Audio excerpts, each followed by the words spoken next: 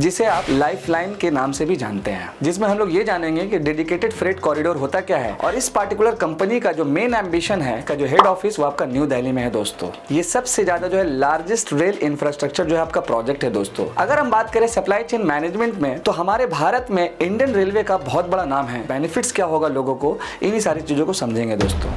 जिसके लिए financial year 24 तक का जो बजट था उसमें 70% जो है यूटिलाइज हो चुका है ईस्टर्न एंड वेस्टर्न कॉरिडोर्स को जोड़ने के लिए, और लगभग मान के चलिए कि जो वेस्टर्न कॉरिडोर है उसमें 80% जो अब तक जो काम है वो कंप्लीट हो चुका है दोस्तों। तो अगर हम बात करेंगे किसी भी पार्टिकुलर प्रोडक्ट का जो आप या हम अपने रेगुलर लाइफ में यूज करते हैं, अब ये जो पार्टिकुलर सामान है किसी भी कंपनी से शुरुआत होकर के आप तक जो है पहुंचती है, यानी कि फाइनल कंज्यूमर तक पहुंचती है।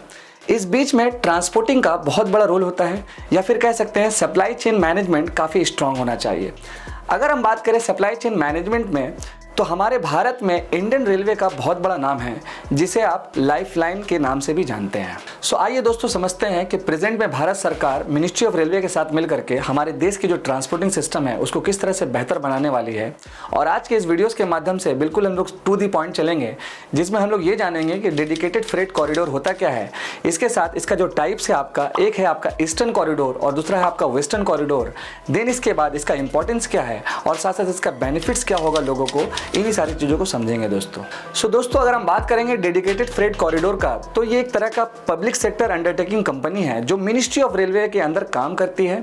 इसके साथ साथ भारत सरकार का जो स्पेशल पर्पज व्हीकल्स एक प्रोग्राम था जिसके तहत इसको बनाया गया, और इस पार्टिकुलर कंपनी का जो मेन एम्बिशन है कि भारत में जो कॉरिडोर बनेगा उसका रूट्स, उसका प्लानिंग, उसका डेवलपमेंट और साथ साथ मॉनेटरी रिसोर्सेज के बारे में काम करना है। अगर हम बात करेंगे इस पार्टिकुलर कॉरिडोर में जो दो पार्ट है, एक आपका ईस्टर्न और दूसरा आपका वेस्टर्न, जिसमें टोटल जो प्रोजेक्ट का जो किलोमीटर है यानी कि लेंथ है वो आपका 3306 किलोमीटर है, और ये जो पार्टिकुलर कंपनी है इसका जो हेड ऑफिस वो आपका न्यू दिल्ली में है दोस्तों। अगर हम बात करेंगे इस फ्रेट कॉरिडोर्स के बारे में तो जिसका दो पार्ट है ऑलरेडी मैंने आपको बताया, जिसमें आपका ईस्टर्न और दूसरा आपका वेस्टर्न पार्ट है। ईस्टर्न कॉरिडोर की पहली अगर हम बात करेंगे तो टोटल जो रूट इसमें जो कनेक्ट होगा वो 1839 किलोमीटर होगा, और ये जो पार्टिकुलर 1839 किलोमीटर का जो रूट है ये सबसे ज्यादा जो है लार्जेस्ट रेल इंफ्रास्ट्रक्चर जो है आपका प्रोजेक्ट है दोस्तों। के साथ साथ इस रूट्स में कई सारी चीजें जो कनेक्ट होगी, जिसमें आपका coal mine, thermal power plant और इंडस्ट्रियल सिटीज है। इस पार्टिकुलर प्रोजेक्ट का जो शुरुआत हुआ था लगभग आप मान के चलिए कि 2006 से हुआ था, जिसमें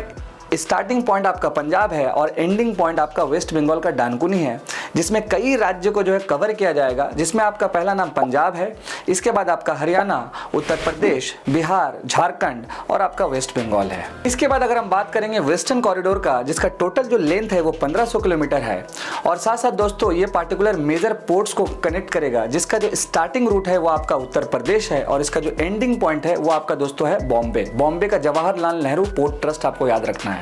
अगर हम बात करेंगे इस पार्टिकुलर रूट्स में कितनी सारी स्टेट कवर होगी तो जिसमें आपका एक है हरियाणा, देन आपका राजस्थान, गुजरात, इसके साथ आपका महाराष्ट्र जो आपको कनेक्ट किया जाएगा। ईस्टर्न कॉरिडोर को बनाने के लिए जो सबसे ज्यादा फंडिंग दे रही है ऑर्गेनाइजेशन वो है आपका वर्ल्ड बैंक। देन इसके बाद वेस्टर्न कॉरिडोर में जो सबसे ज्यादा फंडिंग दे रही है ऑर्गेनाइजेशन वो है आपका जापान इंटरनेशनल कोऑपरेशन एजेंसी। इसके साथ साथ दोस्तों एक इंडस्ट्रियल कॉरिडोर भी बन रहा है जिसमें आपका दिल्ली, बॉम्बे, अमृतसर और कोलकाता को जोड़ा जाएगा। तो बेहतर रेलवे मैनेजमेंट सिस्टम और ट्रांसपोर्टिंग सिस्टम को इंप्रूव करने के लिए रिसेंट्स में इंडियन रेलवे के मिनिस्टर अश्विनी वैष्णव जी ने एक अनाउंसमेंट किया, जिसमें लगभग 1 लाख करोड़ का इन्वेस्टमेंट्स किया जाएगा, और उनका राइट नाउ एम्बिशन ये है कि नो वेटिंग लिस्ट एम्बिशन। कई बार क्या होता है दोस्तों कि जब हम लोग टिकट बुक करते हैं ट्रेन का सफर करने के लिए तो काफी बार हमारा जो टिकट है वो वेटिंग लिस्ट हो जाता है। तो अगले 15 सालों में कई सारा जो है अच्छा अचीवमेंट्स जो है लिया जाएगा। तो भारत सरकार और स्पेशली रेलवे मिनिस्टर ने इस चीज को लॉन्च किया है दोस्तों, जिसमें लगभग 7000 से 8000 नया ट्रेन चलाया जाएगा,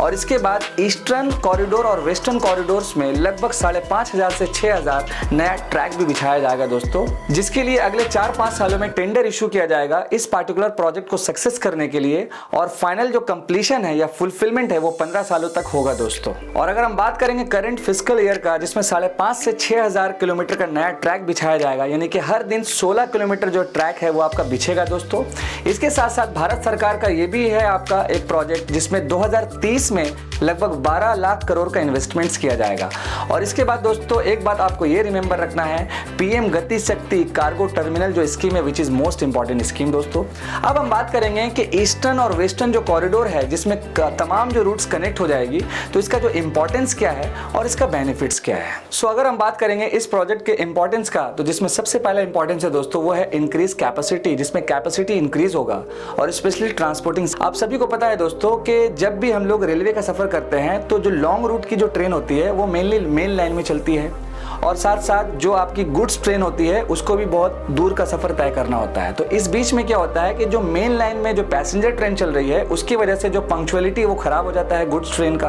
और कई बार जो माल होता है यानी प्रोडक्ट होता है या गुड्स होता है वो कंज्यूमर तक लास्ट एंड तक पहुंचने में लेट हो जाता है। बात तो सही है। अब यहाँ पर ये होगा इस कॉरिडोर से कि पैसेंजर ट्रेन का अलग सा रूट होगा और साथ साथ गुड्स ट्रेन का जो रूट है वो बिल्कुल अलग हो जाएगा। देन इसके बाद 70% जो हम बात करेंगे राइट नाउ जो गुड्स ट्रेन है वो रेलवे नेटवर्क्स में रनिंग करती है, और पंक्चुअलिटी तो जो दोस्तों वो तो आपका बढ़ेगा ही बढ़ेगा। अब हम बात करेंगे इस प्रोजेक्ट के मेन इंपॉर्टेंट बेनिफिट्स का दोस्तों। तो पहला जो इंपॉर्टेंट बेनिफिट्स है वो आपका ईज ऑफ डूइंग बिजनेस, जिससे बिजनेस जो है काफी इंप्रूव होगा। इसके साथ साथ फ्रेट कॉरिडोर से काफी जो है मूवमेंट जो है वो फास्टर हो जाएगा, सामान बहुत जल्द पहुंचेगा। इसके साथ साथ जो सबसे इंपॉर्टेंट है दोस्तों मोर एम्प्लॉयमेंट जो है जनरेट्स भी होगा। और अगर हम बात करेंगे जब ये कॉरिडोर बनेगा तो लॉजिस्टिक जो कॉस्ट होता है दोस्तों वो आपका रिड्यूस्ड होगा, और साथ साथ दोस्तों एनवायरमेंट फ्रेंडली भी रहेगा।